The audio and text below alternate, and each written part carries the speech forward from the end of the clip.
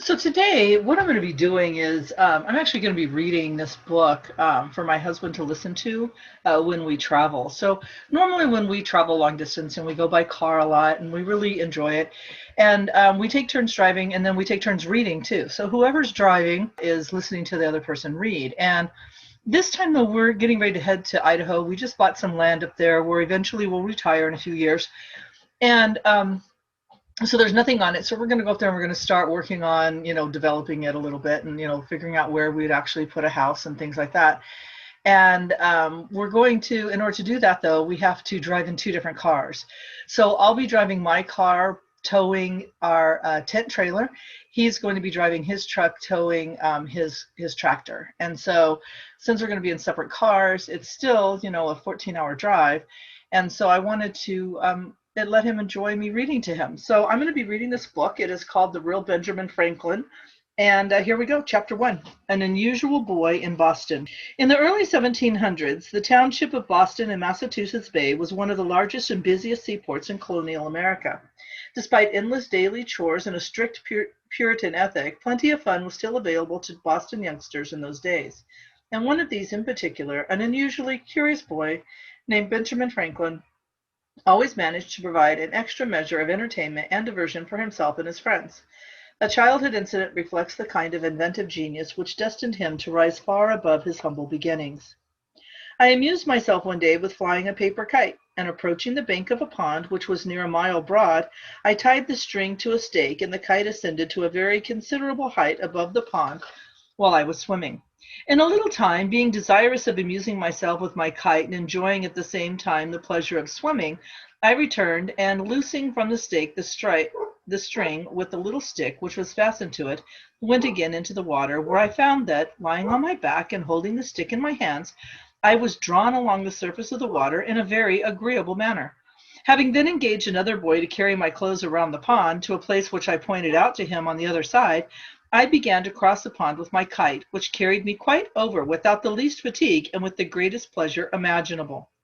Interestingly enough, another experiment with a kite almost 40 years later would help establish his growing international reputation as one of the foremost scientists of the Western world. A man of many roles. Most people smile when they talk about Franklin, wrote one of his biographers. This is because the image of Franklin, which has come down to us, is one of a plump, pleasant, bespectacled grandfather who loved to tell humorous stories and play practical jokes. And so he was, but he was also a man of much deeper substance. Franklin always looked on himself as a printer, as it was the trade for which he was trained, and he was very serious about his work. Besides running his own printing office in Philadelphia, where he published a newspaper, a yearly almanac, and scores of books and pamphlets, he formed a large number of partnerships with others to help set up printing shops all over the country. We have already alluded to Franklin's fame as a natural philosopher or scientist. In addition to his discoveries in the field of electricity, he contributed many useful inventions and scientific hypotheses which led scholars of the 18th century to consider him the Newton of their age. And no one in that illustrious era was more public spirited than Benjamin Franklin. After initiating a wide range of community projects to make life better for his fellow Philadelphians, a hospital, a library, a university, police and fire protection, etc., he was repeatedly elected to governmental posts at the local and national levels. He eventually spent 25 years of his life overseas representing his country, and for his skillful negotiations with England and France, he has sometimes been called the only great diplomat that America ever produced. Franklin was the only person who helped prepare and who signed all four of the critical documents which marked the birth of the American nation: the Declaration of Independence, the Treaty of Alliance with France, the Peace Agreement with England, and the Constitution of the United States. As the oldest of the founding fathers, and in many respects the most advanced advocate of the American Revolution, he was referred to as the father of his country before that term was applied to George Washington.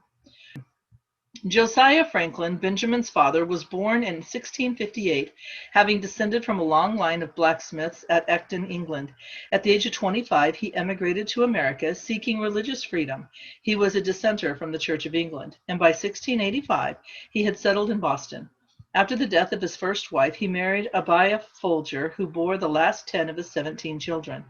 Benjamin, the 15th child in the and the 10th and last boy, he described himself as the youngest son of the youngest son for 5 generations back, came into this large family on January 17th, 1706. Although Boston was iced over by the wintry cold, the newborn infant was wrapped in a blanket and carried that very day to the Old South Church, just across Milk Street from the Franklin home, for his baptism. And he began to grow up. He certainly did not lack for companionship. Later in life, he could remember 13 children sitting at one time at his parents' dinner table. Young Ben greatly admired his father, whom he called a very wise man. 30 years after Josiah's death, his famous son wrote this description of him. He had an excellent constitution of body, was of middle stature, but well set and very strong. He was ingenious, could draw prettily, was skilled a little in music, and had a clear, pleasing voice, so that when he played psalm tunes on his violin and sang withal, as he sometimes did in an evening after the business of the day was over, it was extremely agreeable to hear. He had a mechanical genius too, and on occasion was very handy in the use of other tradesmen's tools. But his excellence lay in a sound understanding and solid judgment in prudential matters, both in private and public affairs. In the latter, indeed, he was never employed, the numerous family he had to educate and the straitness of his circumstances keeping him close to his trade. But I remember well his being frequently visited by the leading people who consulted him for his opinions in affairs of the town or of the church he belonged to, and showed a good deal of respect for his judgment and advice. He was also much consulted by private persons about their affairs when any difficulty occurred, and frequently chosen an arbitrator between contending parties. At his table he liked to have as often as he could some sensible friends or neighbor to converse with, and always took care to start some ingenious or useful topic for discourse which might tend to improve the minds of his children. By this means he turned our attention to what was good, just, and prudent in the conduct of life. Like most Boston boys, Benjamin enjoyed the water. Living near the water, he wrote, I was much in and about it, learned early to swim well and to manage boats, and when in a boat or canoe with other boys, I was commonly allowed to govern, especially in any case of difficulty. He also added a little note suggesting 2 of his character traits. Upon other occasions, I was generally a leader among the boys, and sometimes led them into scrapes. But he displayed a more pensive side as well, even in his youth. At the age of 7, Ben Franklin began his long writing career by producing poetry to amuse his widowed uncle in London. He continued the practice for several years until his father discouraged it, telling me verse makers were generally beggars. So I escaped being a poet, most probably a very bad one. From a child, I was fond of reading, Franklin later wrote, and all the little money that came into my hands was ever laid out in books. He loved books of all kinds and was constantly buying or borrowing a new volume to satisfy his thirst for knowledge. He must have begun these studies at a very early age, as he said he could not remember a time when he was unable to read. Often I sat up in my room reading the greatest part of the night. Impressed by Ben's bookishness, Josiah placed him in the Boston Grammar School at the age of 8, intending to devote me, as the tithe of his sons, to the service of the church. But the expense proved too great, so after the first year, Ben was placed under the tutelage of a Mr. George Brownell to study writing and arithmetic. Following the second year of formal instruction, he was withdrawn from school altogether in order to assist his father in the family business, making candles and soap. Ben worked with his father for 2 years, but he disliked the trade and had a strong inclination for the sea. Josiah was not eager for his youngest boy to become a sailor, however, having already lost his eldest son to the sea. He therefore sometimes took me to walk with him, wrote Benjamin, and see joiners, bricklayers, turners, braziers, etc., at their work, that he might observe my inclination and endeavor to fix it on some trade or other on the land. Josiah's decision proved to be a fateful one.